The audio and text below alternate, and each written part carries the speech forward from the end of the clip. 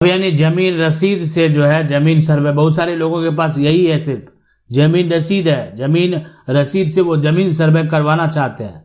तो आखिरकार ऐसे सिचुएशन में उनको क्या करना पड़ेगा, देखें, यानी उनका जो घर में वो ढूंढ रहे हैं ना, तो उनके पास सिर्फ जो है जमीन का यहाँ पर लगान रसीद मौजूद है और उसी आधार पर वो भूमि का सर्वे कराना चाहते हैं।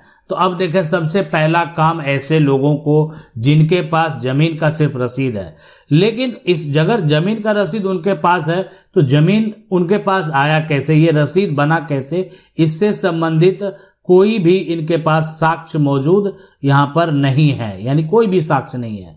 अब ये डिपेंड करता है कि जमीन का खतियान किसके नाम से है, तो खतियान किसी और के नाम से है। जमीन का जो है हो यहाँ पर केवाला, तो जमीन का केवाला हो सकता है इनके पूर्वज लिए होंगे, लेकिन इसका कोई भी जानकारी इनके पास नहीं है और ना ही इससे संबंधित किसी प्रकार का कोई कागजात है। तो ऐसे सिचुएशन में आखिरकार क्या होने वाला है, तो देखें, सबसे पहला काम क्या है कि आखिरकार ऐसे सिचुएशन में जमीन का दस्तावेज आपको तैयार रखना है।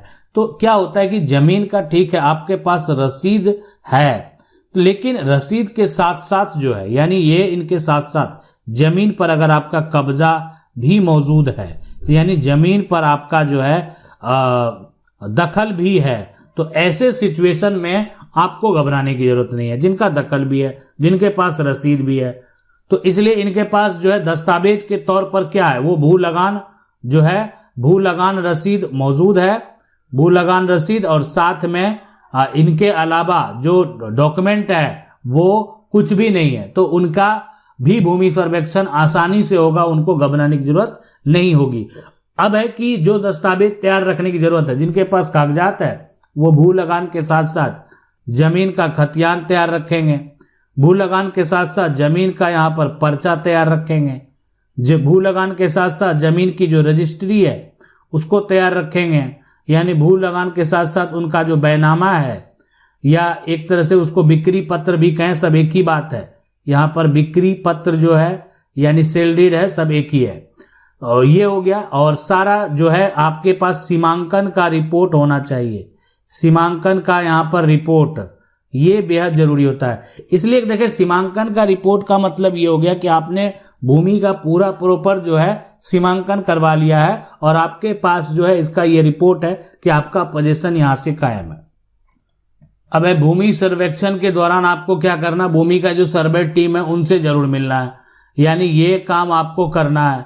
अब यानी उनसे जो मिलेंगे, सबसे पहले क्या होते हैं, गांव में जो एक तरह से सर्वे के कर्मचारी हैं, जिनको सर्वे का विभाग दिया गया, उनके जो कर्मचारी हैं, और साथ साथ जो एक तरह से उनके अमीन हैं, अगर उसके बाद उनका जो यहाँ पर राजस्व कर्मचारी है, राजस्व यहाँ पर कर्मचारी है। अब जिसके पास भी जो अमीन का रिपोर्ट है, पहले से जो सीमांकन का रिपोर्ट है वो सरकारी अमीन से है, तो वैसे सिचुएशन में उनका प्लॉट नहीं गड़बड़ा सकता, इसलिए कि उसको फॉलो किया जाएगा। पहले से अगर जो है गवर्नमेंट का जो है जो अमीन है उनका रिपोर्ट तैयार है, अब उसको तो मान लेते कोई सर्वे जो अधिकारी है, कर्मचारी हैं, उसको तुरंत जो है ऐसा नहीं कि रिजेक्ट कर देंगे, हाँ उसको मेजर कर सकते हैं। अगर उनको किसी प्रकार का कोई ऑब्जेक्शन है तो फिर उस पर वो ऑब्जेक्शन क्रिएट कर सकते हैं, ना कि उसको उस कागजात को ऐसा नहीं अमान्य करार दे देंगे। तो इसलिए जमीन का जो सीमा जब जैसे ही तय होगा, ठीक है, जमीन की सीमाएं, तो आपको वहां पर रहना चाहिए, और उससे पहले यानी जमीन का सीमाएं आपको खुद तैयार करना चाहिए, वो भी जो आप, ठीक है, आप किसी निजी अमीन से करा लेते हैं, या आपको रिपोर्ट जो तैयार करवा लेना, वो जो सरकारी अमीन है वो उससे एक रिपोर्ट जरूर तैयार करवा लेना। वो रिपोर्ट कहीं ना कहीं जो है काफी मान्य होगा, काफी वैल्यूएबल होगा। तीसरा, यानी जो सीमांकन प्रक्रिया है उस पर आपको ध्यान देना है। जब भी आपके जमीन का जो है सीमांकन होगा तो आप वहां पर जो है जाकर देख सकते हैं, और साथ में जो आपके पड़ोसी अगल बगल है उनको हो सकता है कि कोई आपके सीमांकन से, या आपके जमीन का जो सीमांकन हो रहा है दूसरे के जमीन का सीमांकन हो रहा है, तो उनको आपत्ति है, तो आपत्ति है तो वो भी आप जो है एक तरह से देख सकते हैं कि उनका क्या आपत्ति है। अब है कि हो सकता है कि जो वो करा रहे हैं उनका सीमांकन गलत हो, इसलिए क्या होता है कि आपको जो करना है, आपको एक रिपोर्ट तैयार कर लेना है। और जब एक तरह से सरकारी अमीन का रिपोर्ट होता है ना, तो फिर उसको माना जाता है। अब गलत सीमांकन अगर कोई करेंगे तो उसका खास करके अगर कोई निजी अमीन है तो उनका कोई कानूनी मान्यता तो होगा नहीं।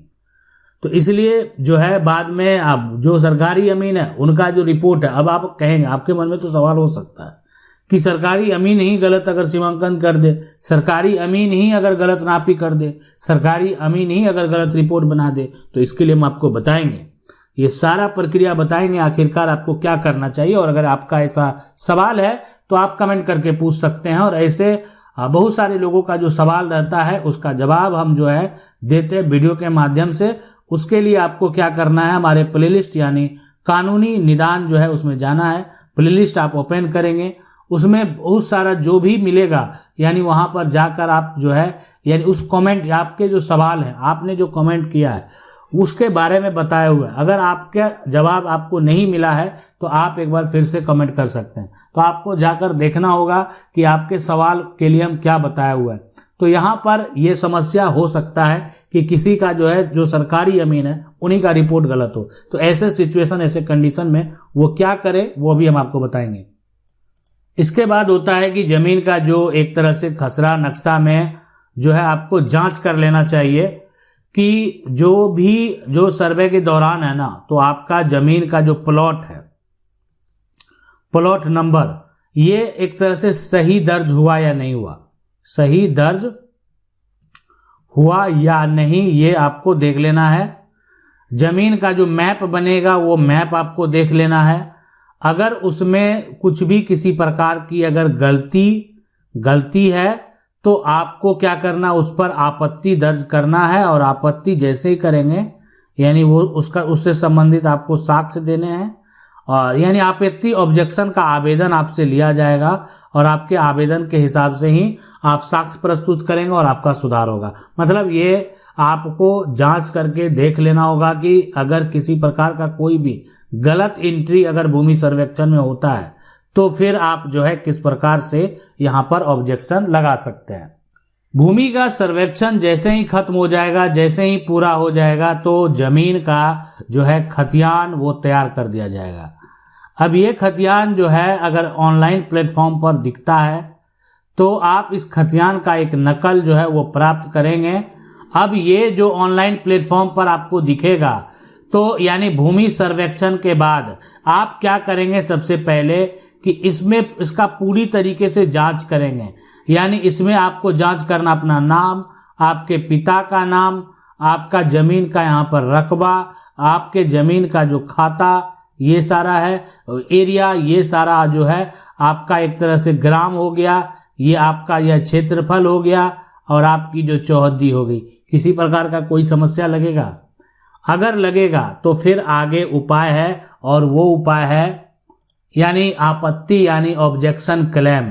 ये आपको मौका दिया जाएगा और ये मौका चूकना नहीं आपको। इसमें किसी का मान लेते हैं नाम छूट गया, 3 भाई है, ठीक है, 2 भाई का नाम आया, 1 भाई का नाम छूट गया, तो नाम अगर यहाँ पर छूट गया तो भी ये जो है दर्ज हो जाएगा।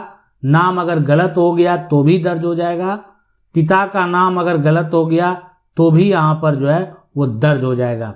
तो इसमें क्या होगा कि आपको यहाँ पर देखना है, और आपको जहाँ त्रुटि लगे वहाँ पर क्या करना है, आपत्ति दाखिल करना है। आपत्ति जो है वो दाखिल करना है। जहाँ पर किसी प्रकार का कोई भी अगर त्रुटि लगता है तो क्या करेंगे, आपत्ति जो है वो दाखिल करेंगे। अब है यहाँ पर जो सर्कल ऑफिसर है, उसके बाद जो DCLR है, ठीक है, या जो यहाँ पर सर्वे ऑफिसर जो भी हैं, वो उनके पास आपको क्या करना है, लिखित आपत्ति जो है वो दर्ज करनी होगी।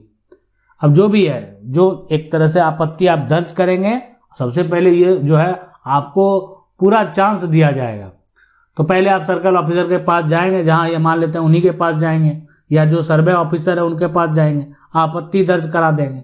और आपत्ति दर्ज कराने के बाद जो भी आप गड़बड़ी बताएंगे उसका साक्ष्य यानी पिछला रिकॉर्ड, जो पिछला रिकॉर्ड है, सबसे बड़ी बात है ना, पिछला रिकॉर्ड जो है, पिछला यहाँ पर इंफॉर्मेशन है, और खास करके जमीन जो आपका जमाबंदी कायम है उसमें जो दर्ज है वो उस साक्ष्य के आधार पर भी आगे का प्रक्रिया, अभी वर्तमान स्थिति आप क्या देख रहे हैं कि जमीन का जो जमाबंदी है और जमाबंदी के हिसाब से ही आगे आपका सारा प्रक्रिया होने वाला है। इसीलिए पीछे किसी का कोई गड़बड़ी है तो लोग जमाबंदी में उसका सुधार करवा रहे हैं ताकि आगे कोई दिक्कत नहीं हो। इसीलिए उसको आप वेरीफाई करेंगे, उसको आप चेक करेंगे। आशा करते हैं वीडियो अच्छा लगा होगा। वीडियो को लाइक जरूर कर दें। चैनल को पहली बार देख रहे हैं सब्सक्राइब करके जो बेल आइकन है उसको जरूर दबा लें। मिलते हैं अगले वीडियो में, तब तक के लिए जय हिंद।